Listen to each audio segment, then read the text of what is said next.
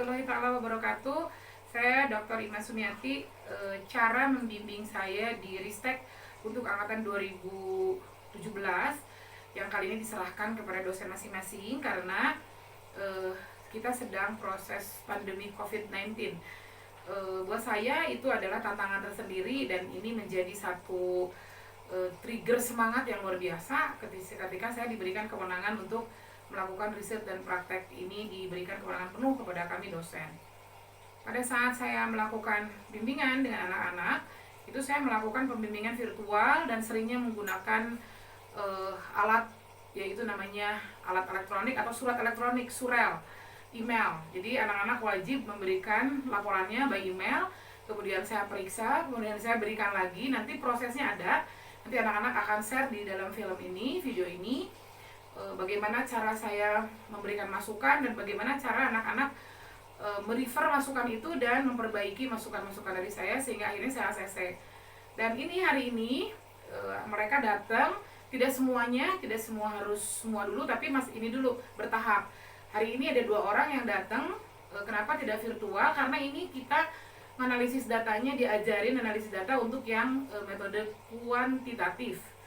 Nanti ada juga yang akan hadir juga 2 orang lagi metode kualitatif. Kita menggunakan software. Nah, untuk menggunakan software ini anak-anak inginnya datang. Oleh karena itu saya nggak mungkin semua bareng-bareng. Jadi bertahap. Hari ini yang 2 orang ini datang. Sengaja saya sebagai contoh saja saya menggunakan video ini dengan contoh seperti ini. Biasanya kita bertahap. Kalau yang kuantitatif kita menggunakan SPSS. Kalau yang kualitatif saya menggunakan Atlas TI, sama dengan menggunakan program software. Nah, sekarang ini sedang yang kuantitatif yang menggunakan SPSS. Yang samping kiri saya namanya Wina. Wina, kenalin. Hai, nama saya Wina. Nomor pokoknya 17 20 147. Nah, ini Wina. Wina sekarang sedang masih proses. Nanti dilihat juga, nanti divideokan juga ke sini. Bagaimana proses dia memasukkan data pada saat data itu yang sudah datang. Jadi kodifikasi ya, mengkoding data ini juga sama kayak kuantitatif, kayak kualitatif. Dikodekan dulu, masukkan datanya dulu, nanti seperti apa. Ada yang disampaikan, ada yang mau ditanyakan, Wina? Bu, mau nanya kalau bagaimana memasukkan menggunakan SPSS dari menghasil data dari sini. Ini kan kita mulai datanya diisikan dulu ya. Datanya kan ada data numerik tuh, di situ ya ada tipenya, ada namanya, kita kasih nama tuh Y ya. Kalau variabel Y, kalau variabel X berarti X1, X2, X3, Y1, Y2, Y3 ya. Ada di situnya ya. Oke ya. Kemudian kita masukkan datanya ini, semuanya dimasukkan yang sudah di Excel itu kan. Kemudian kita masukkan juga tipenya. Klik tipe numeriknya ya. Kemudian nanti baru setelah itu akan keluar tuh datanya ya. Datanya X1, X2, X3-nya di situ tuh ada. Kemudian ada di situ kita punya kan skalanya, skala ordinal ya. 1 2 3 4 5. Kalau yang itemnya positif, maka kalau jawabannya sangat setuju dia 5 kan gitu ya. Kalau setuju 4, tanpa pendapat 3, tidak setujunya 2, sangat tidak setujunya 1, tidak ada 0. Nah, ternyata kasusnya gimana, Win? Ada angket yang tidak diisi, Bu. Sehingga Hasilnya 0. nah, karena hasil 0 ini, karena memang tidak ada kriteria itu, maka kebanyakan tidak signifikan nih. Jadi gimana caranya? Wina harus kembali lagi tuh ke lapangan membagikan lagi angka. Jadi diusahakan tidak ada 0 ya, Win ya. Alhamdulillah tidak ada 0. Biasanya kemarin-kemarin ada teman konfirmasi dulu ke saya, Bu, ini ada data 0 nih gitu. Jangan nih, nanti kalau data 0 nanti di data ini di SPSS dia nggak kedetek gitu. Alhamdulillah sudah selesai dan tidak ada 0 lagi. Hasilnya gimana, Win? Alhamdulillah. Sudah dianalisis ya. Yes. Nah, di analisis itu nanti di dalam SPSS itu ada pilihan tuh. Ada analisisnya. Dia mau ngapain dulu? Kita mau validitas dulu ya. Yeah. Nah, validitas dulu karena datanya kita ordinal, maka kita pakai validitasnya pakai Sperman. Kemudian nanti ada uji reliabilitas ya.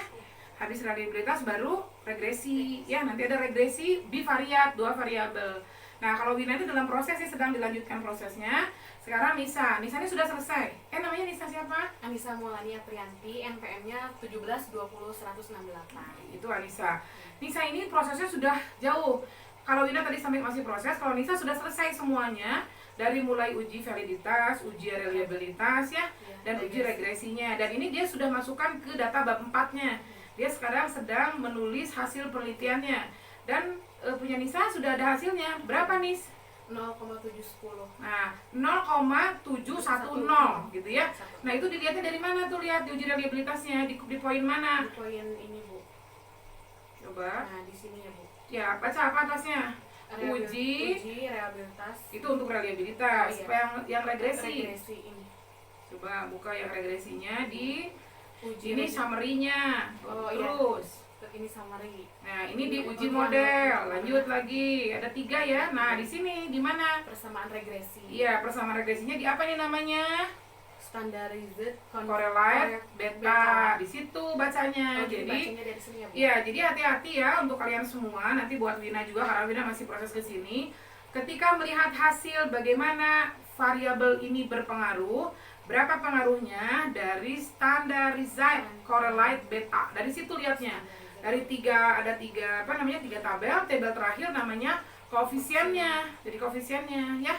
Itu aja kayaknya dari Ibu. Nanti secara teknisnya kalian akan lihat bagaimana cara membimbing, cara memberi masukan dengan sistem online. Segitu aja kayaknya dari Ibu. Nanti kita akan lanjutkan lagi dalam video berikutnya yang kualitatif metodenya. Terima kasih, saya Ima Sumiati. Sukses buat semua. Bye. Assalamualaikum warahmatullahi wabarakatuh. Ingat Allah. Allah dulu, Allah lagi, Allah terus. Assalamualaikum. Hai guys, di sini saya akan memperlihatkan bimbingan laporan ristek melalui elektronik, salah satunya yaitu aplikasi Gmail. Banyak banget kayaknya. Bimbingan gue mas, revisiannya 5 virtual.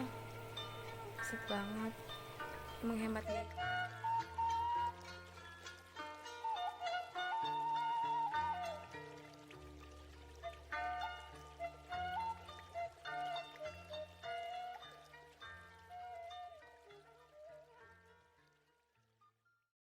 Dan selanjutnya saya akan memperlihatkan sekilas bagaimana cara memasukkan hasil data angket dengan menggunakan program SPSS.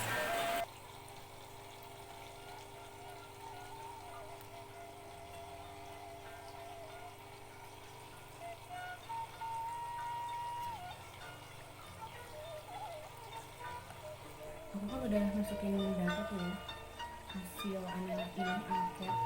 Iya, tinggal masukin di SPSS kan. Nah, kayak gini deh kan. Ini caranya. Karena aku pernyataan variabel X-nya ada 30. Jadi X1 sampai X30. Kayak gini.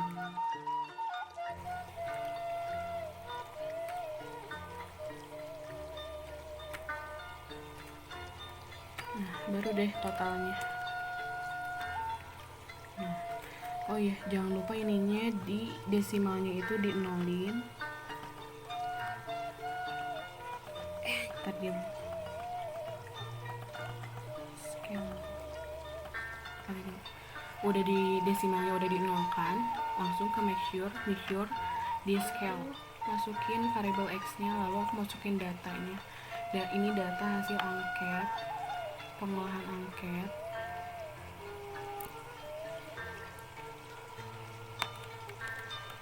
Langsung masukin lagi ke SPSS-nya, langsung data view. Nah, udah masukin data view, langsung copy paste hasil dari olah data angketnya. Nah, ini kan udah ya. Bener nggak ya? Sampai 30. Oh iya. Lalu aku mau tahu dong, biar aku tahu hasilnya ini valid atau enggak. Aku klik correlate dan bivariate karena ada 2 variabel. Nah, udah kayak gitu. Aku ini lalu oh ya, kan ininya validitasnya pakai Spearman ya. Lalu kayak gini. Nah, ternyata ini hasilnya. Terus ibu pernah bilang kalau lihat hasil valid enggaknya tuh di totalnya. Oh, ternyata ini. Oh, berarti ini aku yang X1 nya itu valid ya, karena 0,921. dan ini N-nya itu 10. Oh berarti ini valid ya. Oke. Udah, kayaknya aku pengen tahu dong kayak gimana ya hasilnya itu. Uji realitasnya dulu lah, aku pengen tahu. Nah, klik semua, terus aku input kali total. Oke deh. Oh ini, oh jadi ini hasil realitasnya. Oh berarti 0,985 ya. Oh, udah deh. Terima kasih sudah menonton dari awal hingga akhir. Semoga bermanfaat. Jangan lupa subscribe, comment, and like.